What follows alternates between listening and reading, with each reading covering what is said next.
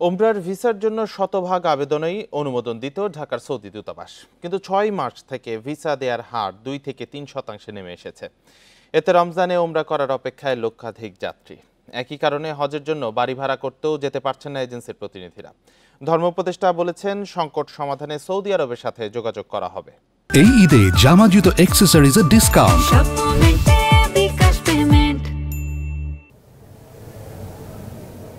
হজের খরচ বেড়ে যাওয়ায় কয়েক বছর ধরে বাংলাদেশ থেকে বেড়েছে ওমরার যাত্রী। প্রতি মাসে ২৫ থেকে ৩০ হাজার মানুষ মক্কায় যান, আর রমজানের ওমরার যাত্রী দাঁড়ায় লাখের কাছাকাছি। কিন্তু গেল ৬ মার্চ থেকে নতুন ওমরা ভিসা একরকম বন্ধ। ১০০টি আবেদনের বিপরীতে ভিসা মিলছে ২ থেকে ৩টি। রমজানে ওমরার জন্য কয়েক মাস আগেই টিকিট কেটে রাখেন যাত্রীরা। বর্তমানে এ সংখ্যা ৩০ হাজারের বেশি। তাদের টিকিটের টাকা ফেরতের বিষয়ে তৈরি হয়েছে অনিশ্চয়তা, জানাচ্ছে হাব। এখন অনেকেরই যাত্রা বাতিল করতে হচ্ছে এবং এয়ারলাইন্সগুলো এই রিফান্ড দিতে অস্বীকৃতি জানাচ্ছেন।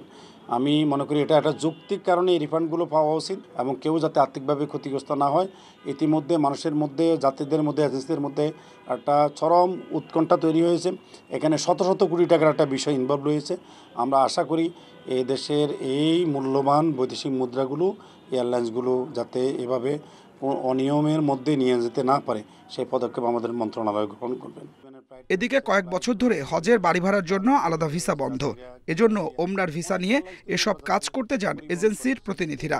ভিসা না পেয়ে তারাও যেতে পারছেন না, অথচ ২৫ মার্চ শেষ হচ্ছে বাড়ি ভাড়া করার সময়সীমা। কোনো রকম পূর্ব নোটিশ ছাড়া ওমরা ভিসা বন্ধ করা হয়েছে, যার কারণে এখন আমাদের এজেন্সির মালিকদের মধ্যে একটা চরম উদ্বেগ, উৎকণ্ঠা তৈরি হয়েছে। কারণ বাড়ি ভাড়াটা কোনোভাবে সরজমিনে গিয়ে না দেখে করার কোনো সুযোগ থাকে না।